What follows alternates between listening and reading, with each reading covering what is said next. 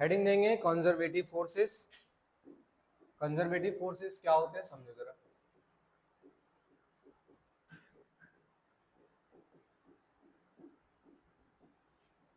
Conservative force के बारे में सबसे इंपॉर्टेंट बात क्या है, it does not depend on path. It does not depend on path, ये कभी भी पाथ पे डिपेंड ही नहीं करता है, ठीक है। मतलब जैसे ये आपका ग्रेविटेशनल हो गया, ग्रेविटेशनल एक कंजर्वेटिव फोर्स है, लाइक इस तरीके से बहते हुए नीचे आया और यहां से यहां तक की हाइट h थी, तो हमें पता है जब भी हम लिखेंगे तो आपका फोर्स क्या होगा, या वर्क डन लिखोगे क्या लिखोगे mgh। ये क्या हो गया, work done by conservative force. ये क्या हो गया आपका, work done by conservative force. Conservative force जिसको पाथ से कोई लेना देना नहीं है, जिसको सिर्फ और सिर्फ इनिशियल और फाइनल पोजीशन से मतलब है। बात आ गई समझ में। इसके बारे में दो तीन इंपॉर्टेंट पॉइंट्स हैं, उसे लिख लो फटाफट। लिखो सबसे पहली बात, work done against conservative force, work done against conservative force is recoverable.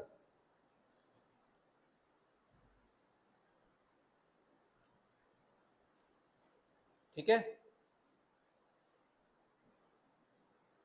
इसे मैंने क्यों सबसे इंपॉर्टेंट पॉइंट बोला इसे समझना। मैंने कहा कि भाई work done by conservative force is recoverable, मतलब कि रिकवर किया जा सकता है। यानी एक बात इसमें और लिख सकते हो कि sir work done by conservative force, work done by conservative force store in the form of potential energy।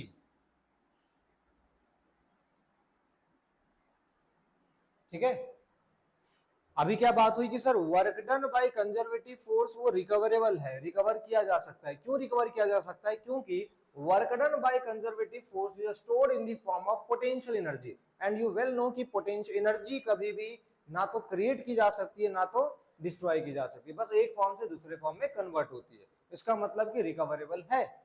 क्यों है, क्योंकि ये जाकर के पोटेंशियल एनर्जी के फॉर्म में स्टोर हो जाती है। बात आ गई यहां तक समझ, ठीक है। अच्छा, यहां जो मैंने एक बात कहा था कि भाई it does not depend on path, अगर ये चीज पाथ पे डिपेंड नहीं करती है तो बड़े आराम से आप एक कह सकते हैं कि work done in cyclic process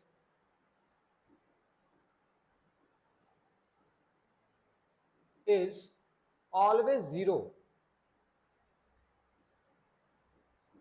work done bye of course conservative force, तो कंजर्वेटिव फोर्सेस की वजह से जो वर्क डन होगा वो साइक्लिक प्रोसेस यानी कि क्लोज्ड पाथ में कैसा होगा, हमेशा जीरो होगा। लेट सपोज ये एक पॉइंट था, यहां से चला यहां आया दोबारा यहीं पहुंच गया।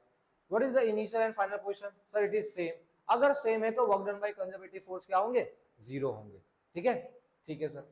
अच्छा, अब इस पॉइंट में मैं दोबारा आता हूं। मैंने कहा कि भाई conservative force stored in the form of potential energy. ठीक है, तो अभी कुछ देर पहले जो अपन ने वर्क एनर्जी थ्योरम करा था, तो वर्क एनर्जी थ्योरम तो बच्चों work done by all forces है। Work done by all forces, conservative हो नॉन कंजर्वेटिव हो कोई सा भी फोर्स हो, वो सब किसके इक्वल होता है, चेंज इन काइनेटिक एनर्जी। मतलब वो सब किसके फॉर्म में स्टोर हो जाता है, काइनेटिक एनर्जी में। लेकिन अगर आपका कंजर्वेटिव फोर्स है, अगर आपका सिर्फ और सिर्फ क्या है, कंजर्वेटिव फोर्स है, तो वो सिर्फ और सिर्फ पोटेंशियल एनर्जी में स्टोर होगा। तो तुमने देखा भी होगा एक ऐसा relation, sir work done by conservative force is equals to delta u. देखा है, चलो लिख लो यहां तक। कुछ एग्जांपल्स अगर मैं तुम्हें बताऊं तो कौन कौन से हो सकते हैं। जितने भी तरह के कांस्टेंट फोर्सेस हैं, सारे कांस्टेंट फोर्स आपके कंजर्वेटिव हैं। ठीक है, जितने भी तरह के आपके क्या है कांस्टेंट फोर्सेस हैं, उन बात को लिख लो, ऑल कांस्टेंट फोर्स। तो एग्जांपल में लिखेंगे, सबसे पहला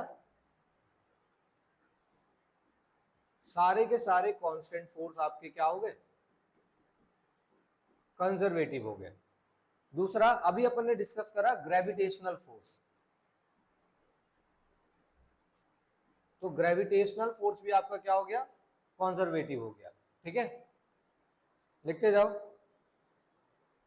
12th में भी आपने पढ़ा था इलेक्ट्रोस्टैटिक फोर्स, तो इलेक्ट्रोस्टैटिक भी क्या हो गया आपका, कंजर्वेटिव हो गया। ठीक है, मैं तो कहूंगा भाई जितने भी सेंट्रल फोर्सेस हैं वो सारे के सारे सेंट्रल फोर्सेस क्या होते हैं, वो सब कंजर्वेटिव होते हैं। ठीक है, कौन कौन कौन से सेंट्रल फोर्स। अब ये थोड़ा सुनने में तुम्हें पहली बार ऐसा सुना तो अजीब तो नहीं लग रहा होगा, बट हाँ थोड़ा अननोन सा लग रहा है। सर सेंट्रल फोर्सेस क्या होते हैं, नाम से इसे पता तो चलेगा तुम्हें।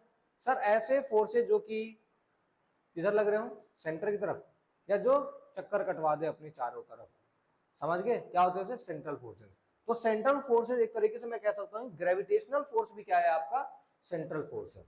कैसे सर, ये एम मास है, इसके चारों ओर कौन घूम रहा है, स्मॉल है, ये क्या हो गया सेंट्रल फोर्सेस। मैं कहता हूँ इलेक्ट्रोस्टैटिक भी आपका एक तरीके का सेंट्रल फोर्स है। कैसे है सर, ये पॉजिटिव चार्ज है, चारों ओर कौन घूम रहा है, नेगेटिव चार्ज, ये भी क्या एक तरीके से सेंट्रल फोर्सेस है। तो मैं एच सी वर्मा की किताबों में इनका काफी ज्यादा वर्णन दिखेगा। ठीक है, तो कंफ्यूज मत होना, समझ जाना बात को। तो ये तो हो गया बच्चों कंजर्वेटिव फोर्स, नोट कर लिए क्या, हो गया नोट। स्प्रिंग फोर्स वगैरह भी सब कंजर्वेटिव में आता है, लिख लो स्प्रिंग फोर्स, इलास्टिक फोर्स सब कंजर्वेटिव में।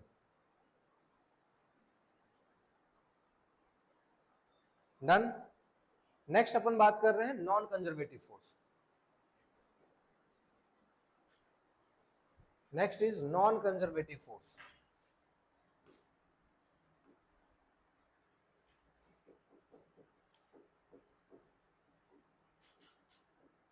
Non conservative force,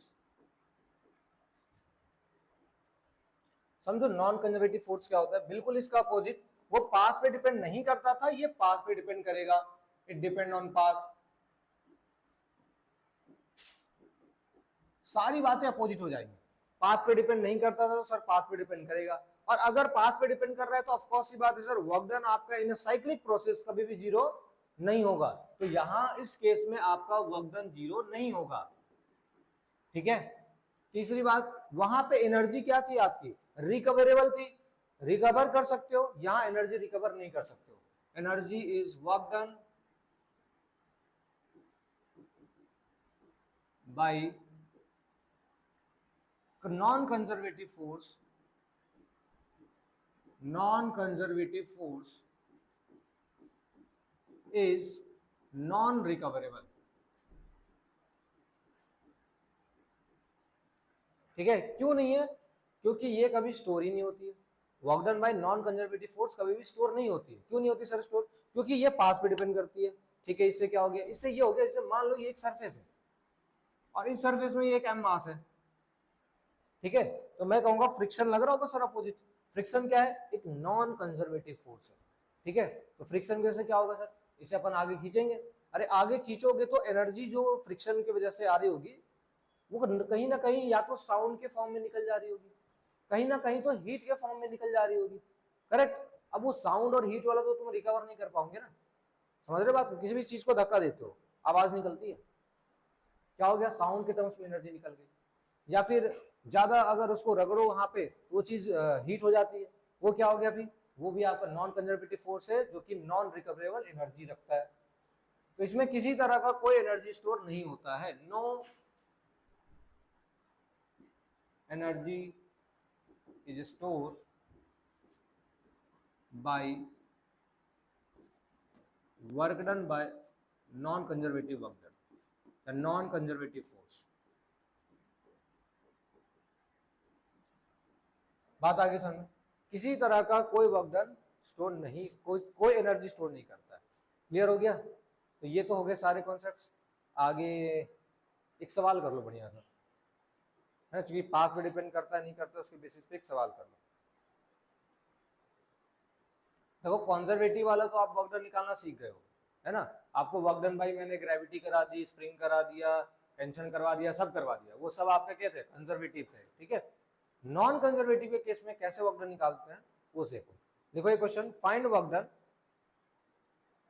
find work done, find work done, आपको फोर्स की वैल्यू दी हुई है। इसमें हमेशा कोऑर्डिनेट के टर्म्स में आपको गिवन मिलेगा।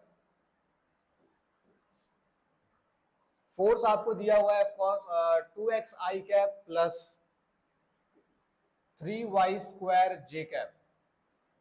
2x आई cap plus 3x square 3y square जे कैप, और पार्टिकल को अपन ने डिस्प्लेस करा है 0,0 टू 2,3। चलिए वर्क डन बताइए, समय लीजिए और वर्क डन बताइए।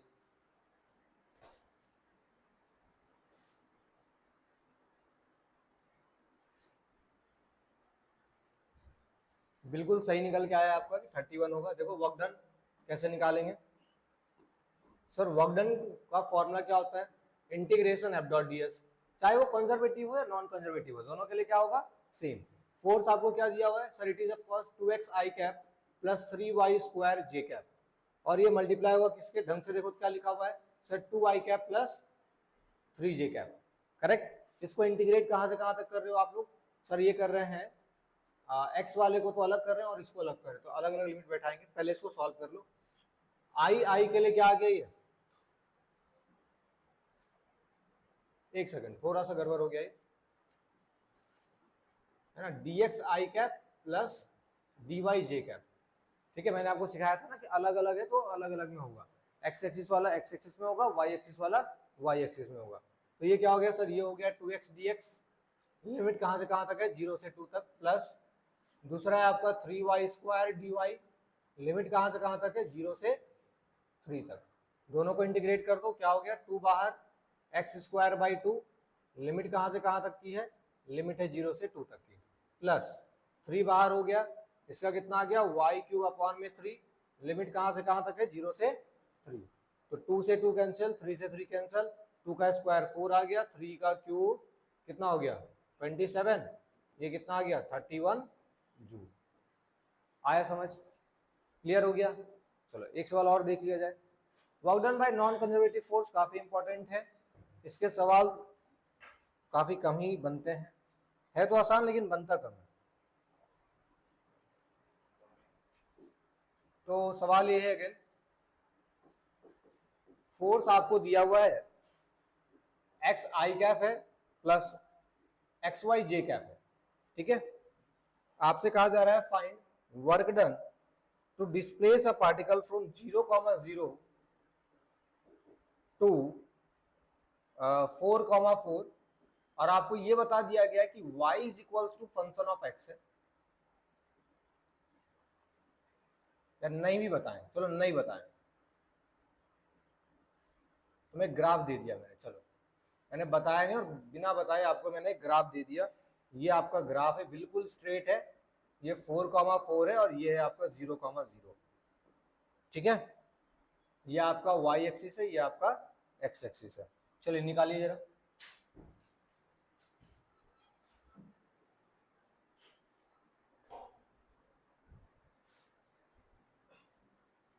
सही है अप्रोच था आपका। देखो कैसे सॉल्व करेंगे, अगेन वही सब, वर्क डन का फॉर्मूला होता है हमारा एफ डॉट डी एक्स, तो एफ डॉट डी एक्स में आपका एफ क्या दिया हुआ है, x i cap x y j cap, x i cap plus x y j cap, और डी एक्स में क्या होगा, इधर होगा आपका D x i cap plus D Y j cap. अगर जेड एक्सिस आएगा तो ऑफकोर्स की बात है तीसरा भी आ जाएगा, डेट इज डी जेड, ठीक है। तो यहां से आपका एक्स डी एक्स कहां से कहां तक करना है, 0 से लेके 4 तक, प्लस दूसरा कौन सा है बच्चों, एक्स वाई डी वाई कहां से कहां तक 0 से 4 तक। इसे तो हम बड़े आराम से इंटीग्रेट कर देंगे कि एक्स डी एक्स है, बट ये इंटीग्रेट होगा नहीं, एक्स वाई है, तो आपको वाई की वैल्यू पुट करनी होगी। वाई की वैल्यू यहाँ पे क्या होगी, क्योंकि एक स्ट्रेट लाइन है तो स्ट्रेट लाइन में हम सबको पता है कि सर वाई इक्वल्स टू यहाँ एक्स होगा, ठीक है। किसी तरह का कोई यहाँ पे कांस्टेंट भी नहीं है, देखो ओरिजिन से स्टार्ट हुआ है ना, y इक्वल्स टू एक्स ही होगा सिर्फ और सिर्फ, करेक्ट। चलो तो पुट कर लेते हैं यहाँ पे, this is of course x square by 2, limit कहाँ से कहाँ तक की है 0 से 4, और ये कितना हो जाएगा, इंटीग्रेट करोगे वाई स्क्वायर डी वाई 0 से 4, ये कितना आ गया 4 का स्क्वायर 16/2, प्लस ये कितना आ गया वाई क्यूब बाई 3, लिमिट कहाँ से कहाँ तक है 0 से 4 तक, तो ये तो हो गया 8, और ये कितना आ गया 4 का क्यूब कितना होता है भाई 64/3, तो ये आपका आ गया 88/3 जूल। आया समझ, एक और सवाल हो जाए, आसान लग रहा है? चलो एक अच्छा सवाल देता हूँ, थोड़ा सा टफ लगे। हैं? फिलहाल तो नहीं है, फिलहाल टफ लग रहा है। पता नहीं तुम क्या बोलना चाहता है भाई। फिलहाल तो सही लग रहा है, अच्छी बात है। चलो थोड़ा सा मैं सवाल को घुमा ही देता हूँ। फिर एक काम करता हूँ, पाथ अपन ना ये वाला बना देते हैं। ये मान लो पाथ 1 था जो आपने निकाल लिया, ये है पाथ 2। तो वर्क डन निकालना है, find work done by path 2। चलो वर्क डन भी क्या ही निकालोगे, मैं आपसे छोटा सा सवाल पूछता हूँ, जहां मुझे इतना बता दो कि y इक्वल्स टू कितना होगा। अगर ये इस तरीके से गया हुआ है तो y इक्वल्स टू कितना होगा, बस इतना बता दो।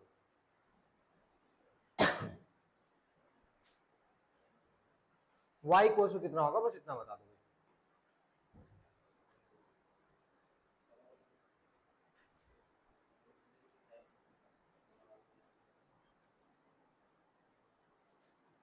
y इक्वल्स टू कितना होगा इतना बता दो, बस इससे ज्यादा और कुछ नहीं।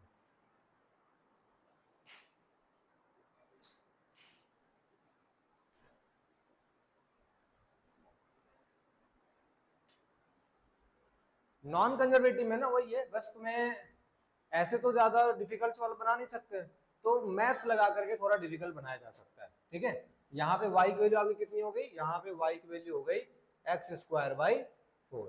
बस ये वैल्यू तुम पुट करोगे, हाँ निकाल लोगे। ठीक है, एक सवाल और देता हूँ जरा, एक सवाल और देख लो, फिर कहानी शुरू करेंगे पोटेंशियल एनर्जी की।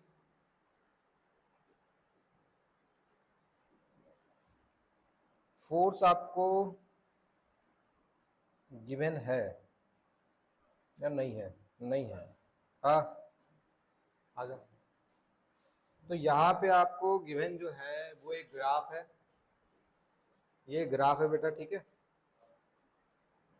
एक काम करते हैं ना, इसी इसी क्वेश्चन को दोबारा उठा लेते हैं। ठीक है, एक काम करो, यही सवाल है, इसी सवाल को मैंने यहाँ दोबारा उठा लिया, बस मैंने पाथ चेंज कर दी।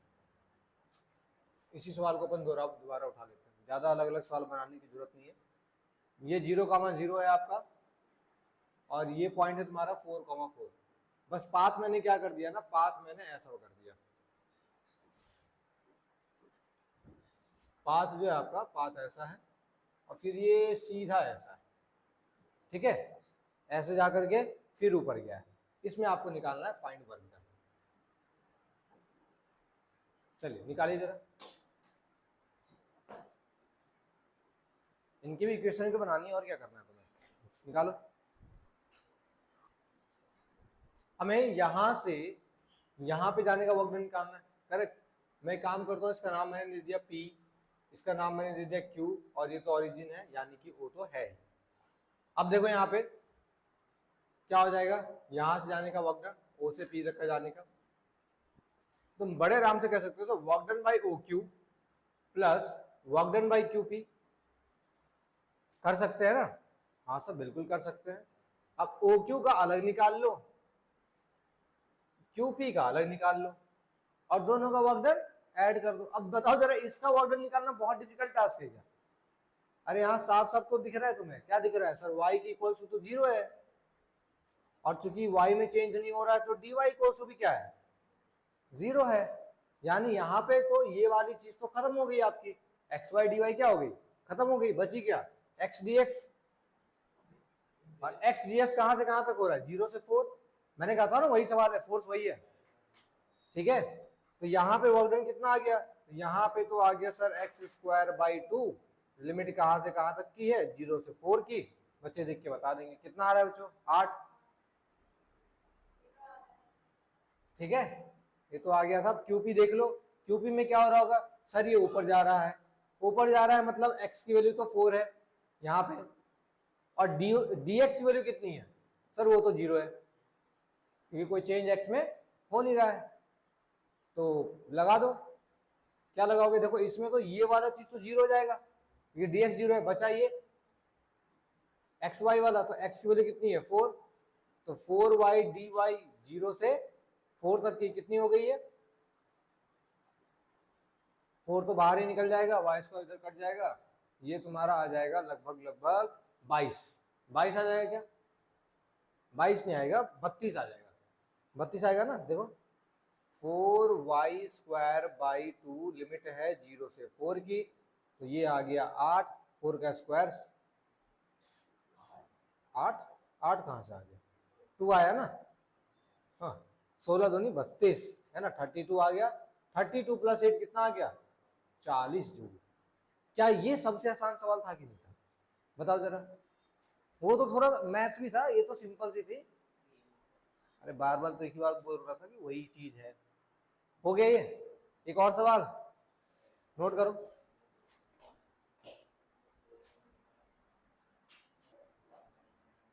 देखो क्वेश्चन, देखो क्वेश्चन क्या है।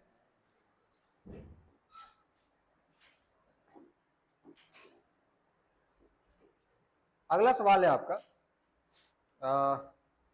फोर्स आपको दिया हुआ है बच्चों y_i प्लस x_j, और आपसे कहा जा रहा है कि वर्क डन निकालिए अगर पार्टिकल को 0,0 से ओरिजिन से 6,4 पे लेके आया।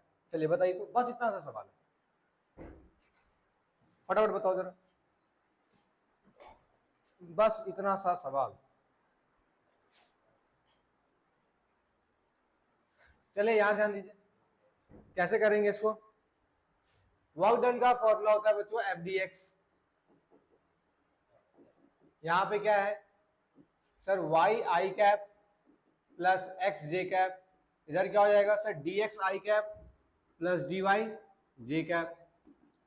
तो आपका क्या जाएगा सर, y_dx, y में है लिमिट 0 से 6, जो भी है y_dx प्लस इधर क्या है आपका x_dy, यही लिखा हुआ है ना, y_dx और x_dy, करेक्ट। मैं बड़े आराम से ना इसको एक बात लिख सकता हूं, इंटीग्रेशन dxy,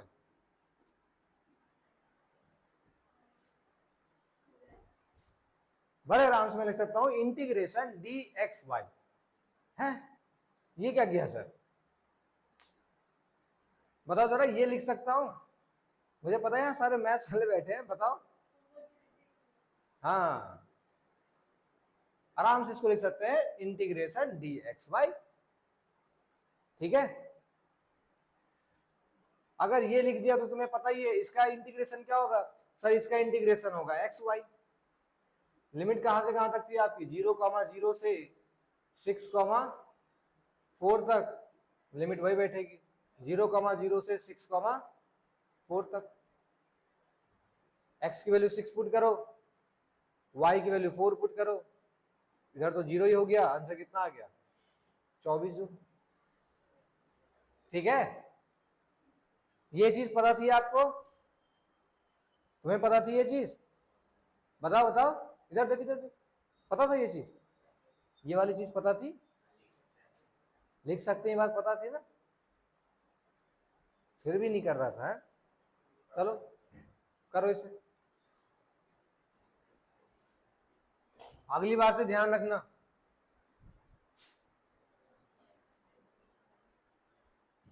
चलिए अगला है आपका पोटेंशियल एनर्जी।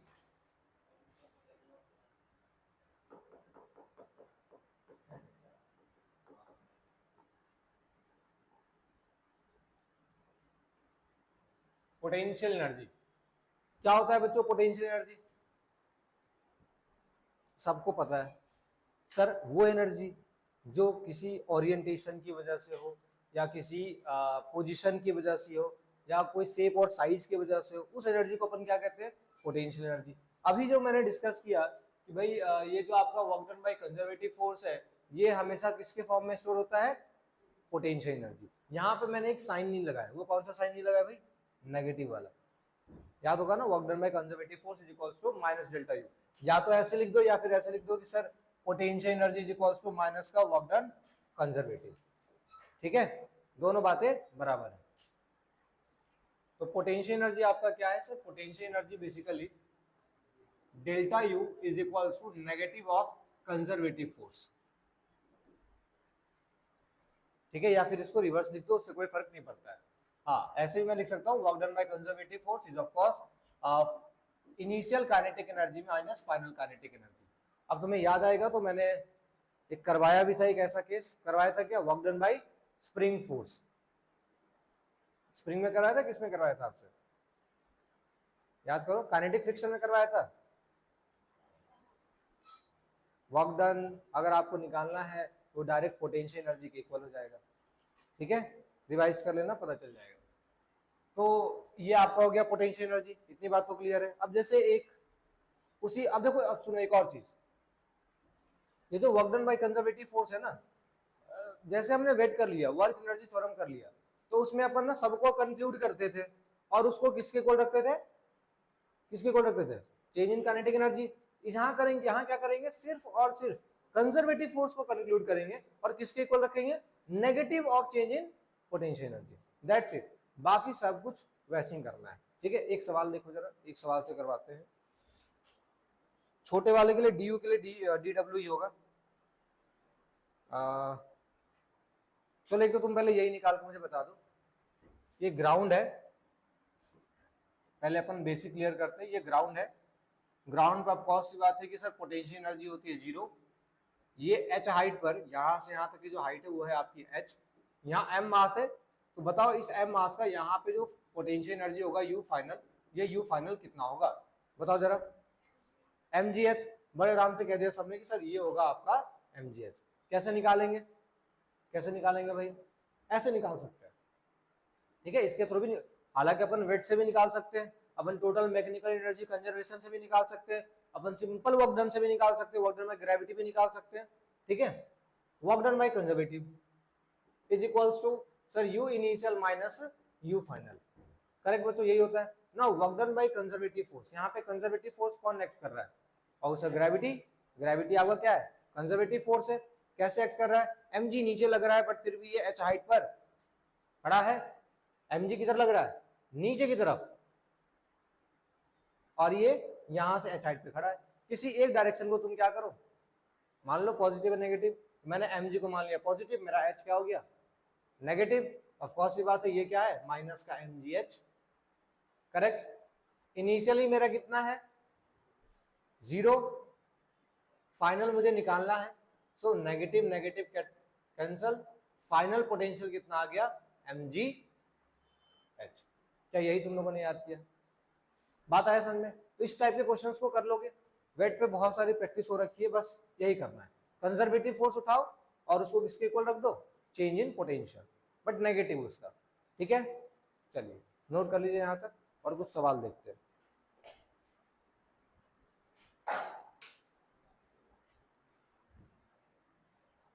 देखो वैसे पोटेंशियल एनर्जी में भी दो टाइप ही हमें पढ़ना है मेनली, एक तो पढ़ना है ग्रेविटेशनल पोटेंशियल एनर्जी और एक हमें पढ़ना है कौन सा, स्प्रिंग पोटेंशियल एनर्जी, बस यही दो पढ़ना है। हालांकि तुम्हें फॉर्मूला तो पता ही है दोनों का, क्या क्या है, ग्रेविटेशनल वाले का तो सर mgh ये ऐसे निकाल लेंगे, और स्प्रिंग वाले का हाफ के एक्स स्क्वायर, करेक्ट। पहले भी बहुत सारे क्वेश्चन में हमने ये लगा लिया है, तो कर लेते हैं फटाफट से।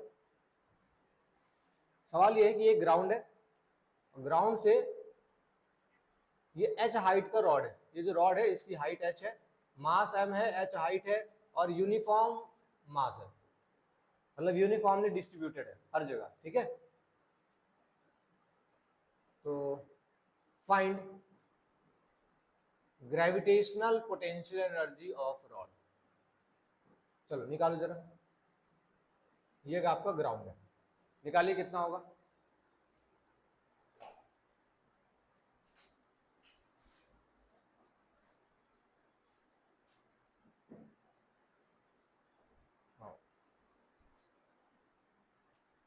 देखो कैसे सॉल्व करेंगे। m मास है, h हाइट है, ठीक है। मान लो किसी x डिस्टेंस पे तुम निकाल रहे हो, ये कोई छोटा सा टुकड़ा है dx, ठीक है, बिल्कुल छोटा सा टुकड़ा है dx, जो कि ग्राउंड से ना x डिस्टेंस पर है, जो कि ग्राउंड से क्या है, x डिस्टेंस पर है, ठीक है।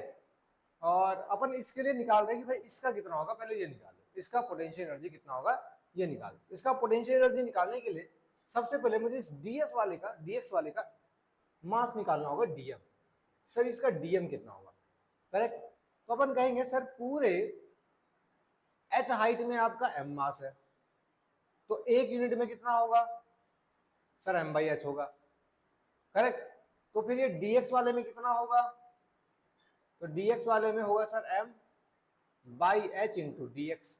तो dm की वैल्यू निकल के आ गई कि dm में आपका कितना मास है, m by H dx, correct. आई बात समझ में, ठीक है सर, आ गया। अब ये जो छोटा सा तुम्हारा निकला है पोटेंशियल एनर्जी, ये सारे में जोड़ना पड़ेगा तभी जाके तो पूरे रॉड का निकलेगा, ठीक है। तो अपन क्या करते हैं, इसको इंटीग्रेट कर देते हैं। किसको इंटीग्रेट करेंगे, इसको इंटीग्रेट कर देंगे, ठीक है। समझ गए बात को, आगे करके दिखाओ या अब हो गया, बताओ जरा। सर इंटीग्रेशन की तो इक्वेशन लिख ही दो एटलीस्ट, है ना, फिर जाके हमें पता चलेगा। बताओ लिखूं या रहने दो, करके दिखा रहे हो। असली ट्विस्ट ये एक ट्विस्ट तो यहाँ था जो मैंने बता दिया, एक ट्विस्ट तो यहाँ भी है ना, यहाँ नहीं, अभी बताऊंगा, थोड़ा तो करेगा कर। आपका तो निकल के आ गया था, इक्वेशन नहीं बनाई थी आपने, क्या सेंटर ऑफ मास लगा दिया, ऐसे ही आया था। बताना क्या होगा इक्वेशन,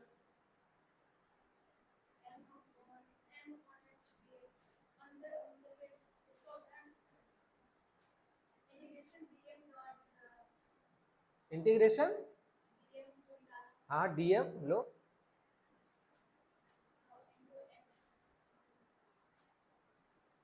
इंटू एक्स, नहीं निकाला है ना, तुक्केबाजी में आंसर है, क्या सेंटर ऑफ मास से निकाला ना, मुझे लगा ही था। ये बच्चे कहाँ ये सब करने वाले हैं, इन्होंने सीधा सोचा सर एक रॉड है यूनिफॉर्म, आपने बोल दिया है, तो सर यूनिफॉर्म के केस में क्या होता है, सारा का सारा मास कहाँ कंसंट्रेटेड होता है, सेंटर पे, और सेंटर है तो यानी कि डिस्टेंस हो गई h/2। अगर डिस्टेंस हो गई h/2 तो पोटेंशियल एनर्जी बड़े आराम से निकल के आ गया सर mg, जो भी डिस्टेंस है h/2 है, तो ऑफकोर्स ही बात है आपका आ गया mg h/2। मान लो मैंने कह दिया यूनिफॉर्मली डिस्ट्रीब्यूटेड नहीं है, तो क्या करोगे, तब ये वाला लगाएंगे, तो इस वाले की इक्वेशन बनाओ ना, आंसर बिल्कुल सही। चलो चलो तुम थोड़ा सा दिमाग लगा लो, आखिर इक्वेशन क्या हो जो कि ये आ जाए, चलो इतना सा दिमाग लगा लो, चलो सोचो। फिजिक्स है भाई, जब तक दिमाग का इस्तेमाल नहीं होगा तब तक मजा नहीं आएगा। नहीं सोच पा रहे ना, चलो कोई नहीं, यहाँ यहाँ ध्यान दे दो, अभी तुम्हें सिखा देता हूँ बच्चों। पोटेंशियल एनर्जी का formula x, correct answer, correct. बहुत लेट सोचती, तुम्हें टाइम बहुत ज्यादा लग जाता है। पोटेंशियल एनर्जी का फॉर्मूला क्या होता है बच्चों, सर पोटेंशियल एनर्जी का फॉर्मूला होता है mgh, करेक्ट, यही होता है किसी h हाइट के लिए। तो अगर आप छोटे से हिस्से के लिए निकालो तो छोटे से हिस्से के लिए छोटा सा पोटेंशियल एनर्जी होगा du, और ये छोटा सा पोटेंशियल एनर्जी क्या होगा, dm मास के लिए dm, ग्रेविटी तो सर ग्रेविटी रहेगी सर कहीं भी रहे जी, और आपने कितने हाइट पे माना था, x हाइट पे, तो dmx, करेक्ट। आपको निकालना है पूरा, पूरे करो तो कहां से कहां तक, ये पोटेंशियल एनर्जी निकालनी है 0 से h तक की। dm कितना दिया हुआ है, dm आपका है m/h इंटू dx gx। तुम कहोगे सर यहां से आपका mh और g बाहर निकल गया, अंदर कौन रह गया, अंदर रह गया x dx, लिमिट है 0 से h तक की। अब क्या यही आंसर आ जाएगा बच्चों, x ds का इंटीग्रेशन x²/2, ठीक है, तो 2h तो नीचे आ गया, ऊपर आ गया h², करेक्ट, एक h से h कट गया, आ गया आंसर mgh/2। बात क्लियर हो गई, समझ में आ गया, एक सवाल और हो जाए ऐसा, है ना। ये बात बिल्कुल सही था, आप अपने समय को बचाने के लिए, क्योंकि अभी मैंने आपको सेंटर ऑफ मास नहीं पढ़ाया है इसलिए मैंने ये कॉन्सेप्ट डिस्कस नहीं करा, तो आप अपने समय को बचाने के लिए जरूर ऐसा कर सकते हैं कि सर अगर यूनिफॉर्म रॉड है, यानी कि मास आपका यूनिफॉर्मली डिस्ट्रीब्यूटेड है, तो बिल्कुल सही बात है, किसी भी शेप का उसके सेंटर पे जाकर के सारा का सारा मास कंसंट्रेटेड हो जाता है, आप वहां से इजिली निकाल सकते हैं, ठीक है। बट अगर यूनिफॉर्मली डिस्ट्रीब्यूटेड नहीं है तो क्या करेंगे सर, तो ये आपका यूनिवर्सल तरीका है, 1 यूनिट के लिए निकालो, जो माना है उसके लिए निकालो और लिमिट बैठा दो, बात आगे समझ, आगे बढ़े, ठीक। तो ये तो हो गया भाई पोटेंशियल एनर्जी। एक सवाल और इसमें करवा देता हूं, है मान लो रॉड हमने यहां भी सीधा रखा है ना, चलो जस्ट फॉर प्रैक्टिस, रॉड सीधा था, रॉड को अपन ने ऐसे इंक्लाइन कर दिया, रॉड जो है अब ग्राउंड से किसी थीटा एंगल पर रखी हुई है, ये इसका मैक्सिमम पॉइंट है। फटाफट मुझे बताइए पोटेंशियल एनर्जी कितनी होगी, बताइए। सेम चीज है, m मास है, h हाइट है, हाँ यूनिफॉर्म है बेटा,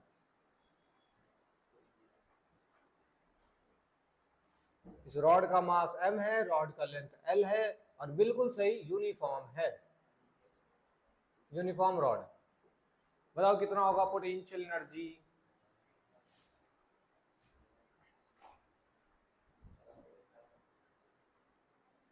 देखो देखो, लुक एट दी सॉल्यूशन।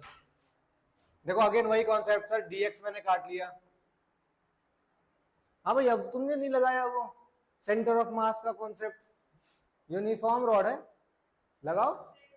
तो अब यहाँ तो ये सवाल तो होता नहीं तुमसे फिर, तो dx है, यहां से मैंने x डिस्टेंस पर ले लिया है, बिना सेंटर ऑफ मास के कॉन्सेप्ट को यूज किए हुए करो तो कुछ बात भी है कि नहीं।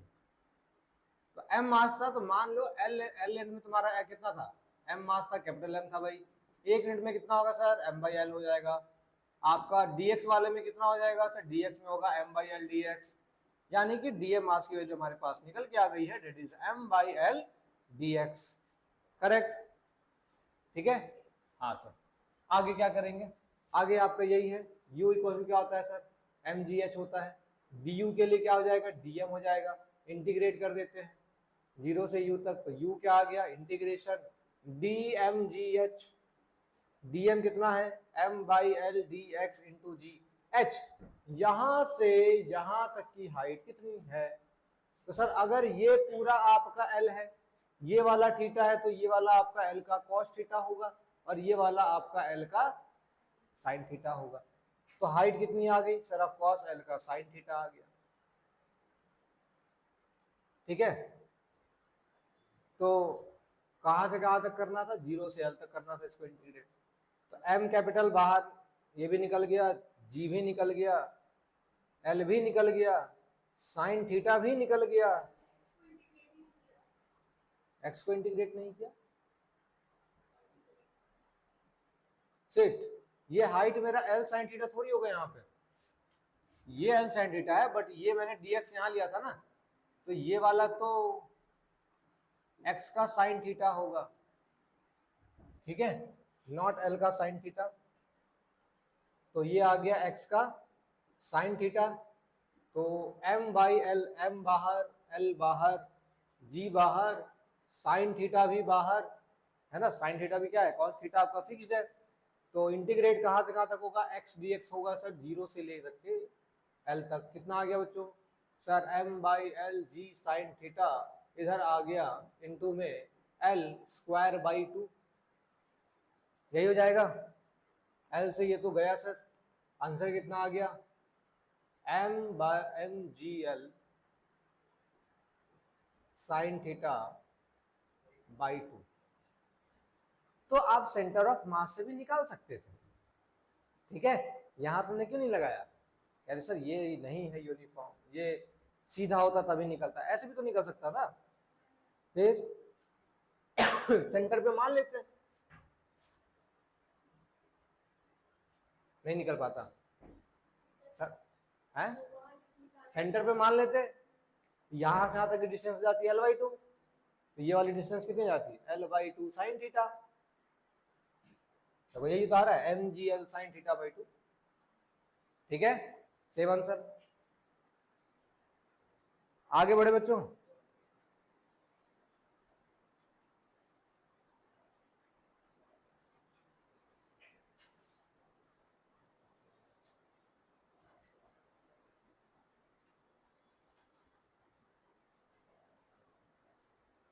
चलो एक सवाल और है, काफी फेमस सा क्वेश्चन है,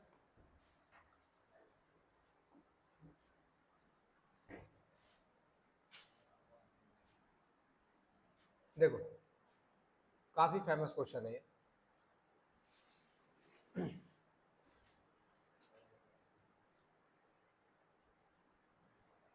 ठीक है, ये बिल्कुल यहाँ से 90 डिग्री पे कट किया अपन ने, और यहाँ लटकी हुई है एक, यहाँ से यहाँ तक पूरी एक चेन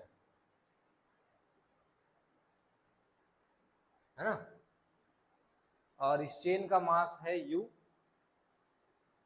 मास है m, सॉरी u कह रहा हूं, मास है m। आपको potential energy of this uniform chain निकालना है, मास m दिया हुआ है, find potential energy of this chain.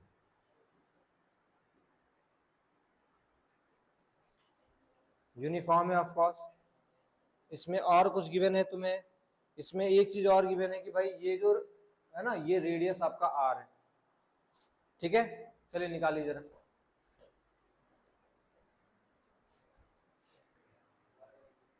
चलो देखते हैं कैसे सॉल्व होगा। देखो सॉल्व कैसे कैसे करेंगे, यहां से ना एक छोटा सा टुकड़ा कट कर दो, कर दिया कट, और ये बिल्कुल ऐसे आ गया। मान लेते हैं ये वाला एंगल कितना है, डी थीटा है, ये एंगल कितना है, डी थीटा। तो यहाँ पे अपन बड़े आसानी से लिखेंगे सर, पूरे के पूरे में कौन सी बात है, ये सेक्टर हो गया ना, π/2 है, तो π/2 r, करेक्ट। इसमें कितना मास था, m मास था। एक यूनिट में कितना हो गया सर, एक यूनिट में हो गया m में π/2 r। D theta, R D theta, इस ये जो dx ऐसे अपन लिख सकते हैं ना, आर डी थीटा, तो आर डी थीटा में कितना हो जाएगा sir, m/π/2 r into R D theta. तो r से r कट गया, तो dm कितना आ गया आपका सर, dm आपका आ गया 2m D theta by pi, यही आ गया, करेक्ट है, ठीक है सर, कोई दिक्कत नहीं है। आगे देखो, ये तो dm निकल के आ गया, अब क्या करना है, अब तो सिंपली सर पोटेंशियल एनर्जी की इक्वेशन लगा दो। क्या है पोटेंशियल एनर्जी की equation sir, du equals to dmgh, dm कितना है 2m by pi d theta, g का g रहेगा, h कितना होगा, अगर ये r है तो यहां से यहां तक का कितना होगा, R D theta, sine theta ना, r sine theta, R D sine theta, R D sine theta क्या होगा, समझे नहीं मेरी बात। अरे ये पूरा का पूरा आर है, वैसे मैं कह रहा हूं कि ये भी क्या है, आर है, और ये वाला एंगल आपका क्या है, थीटा है, तो ये वाला एंगल क्या हो जाएगा, आर का साइन थीटा, और ये आर का साइन थीटा, तो यहाँ पे लिखो हाइट कितनी है, आर का साइन थीटा। अब इंटीग्रेट कहां से कहां तक करेंगे सर, ये 0 से लेकर के π/2 तक, तो सर 0 से लेकर के π/2 तक इंटीग्रेट कर दो, जो जो चीजें कांस्टेंट है बाहर निकाल दो, क्या हो गया सर, 2mgr कांस्टेंट है, बाहर निकल गया, पाई यहां रह गया, इधर किसका इंटीग्रेशन हुआ sir, sine theta D theta, limit कहां से कहां तक है, 0 से π/2, यही बचा ना, 2mgr बाहर हो गया, साइन थीटा डी थीटा का इंटीग्रेशन कर रहे हैं, लिमिट है 0 से π/2, कितना आंसर आएगा, 1 आएगा, साफ साफ दिख गया है, बताओ, साइन थीटा का इंटीग्रेशन माइनस का कॉस थीटा, लिमिट 0 से π/2, कॉस 90 0, अगर माइनस में माइनस का 1, तो बड़े आराम से क्या होगा सर, 2mgr बाई पाई हो गया इसका पोटेंशियल एनर्जी। आगे बात समझ में क्लियर हो गया, पोटेंशियल एनर्जी, ठीक है। नेक्स्ट लिख लो बस खाली, पोटेंशियल एनर्जी ऑफ स्प्रिंग क्या होता है, मैं डिराइव करके नहीं दिखा रहा हूं क्योंकि पहले भी हो चुका है ये टॉपिक, हाफ के एक्स स्क्वायर, ठीक है, हाफ के एक्स स्क्वायर। सेकेंड थिंग एक और क्या है, total mechanical energy conservation, total mechanical energy conservation. बच्चों सवाल इतने हो चुके हैं ना कि ये भी टॉपिक कराने का कोई मतलब नहीं है, क्यों, देखो तुम्हें मैंने वेट करा दिया था वर्क एनर्जी थ्योरम, तो वर्क एनर्जी थ्योरम का कह सकते हो एक स्पेशल टाइप है, कैसे सर ये एक स्पेशल टाइप है, वर्क एनर्जी थ्योरम में work done by all the forces equal होता था चेंज इन काइनेटिक एनर्जी के। लेकिन यहाँ पे क्या होता है, यहाँ पे work done by conservative force will equals to total mechanical energy. ठीक है, समझ गए बात को? मतलब कि तुम यहाँ पे नॉन कंजर्वेटिव वाले को माइनस कर दो तो आपका एनर्जी क्या हो रहेगा, कंजर्व रहेगा। ठीक है, नॉन मैकेनिकल वाला मतलब जैसे, सॉरी नॉन कंजर्व वाला मतलब जैसे फ्रिक्शन हो गया, है ना, फ्रिक्शन की वजह से जो आ रहा था आपका वो सबको हटा दो, मान लो वो सारी वर्क डन क्या है आपके, जीरो है, तब जाकर के वर्क डन बाय कंजर्वेटिव क्या होगा, टोटल मैकेनिकल एनर्जी कर दिया। तो बस और बस कंजर्वेटिव वाले में आप लगा सकते हो बड़े आराम से, sir kinetic energy initial plus potential energy initial will equals to kinetic energy final plus potential energy final. आगे बात समझ में?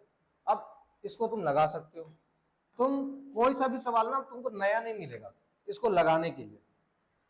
ठीक है, क्यों? क्योंकि सारे टाइप ऑफ क्वेश्चन हमने वेट से कर लिया, वर्क एनर्जी थ्योरम से हमने सारे टाइप ऑफ क्वेश्चंस कर लिए, वही सारे टाइप ऑफ क्वेश्चंस तुम इससे कर सकते हो, वही सारे type of questions.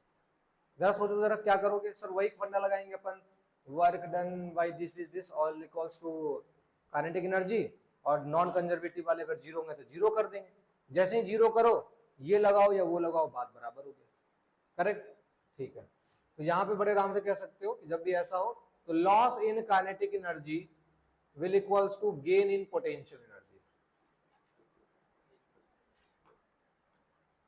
Loss in kinetic energy equals to gain in potential energy. ठीक है बच्चों, क्लियर हो गया? चलो फिर इसको आज के लिए इतना ही रखते हैं। पिछला पेज लो भाई।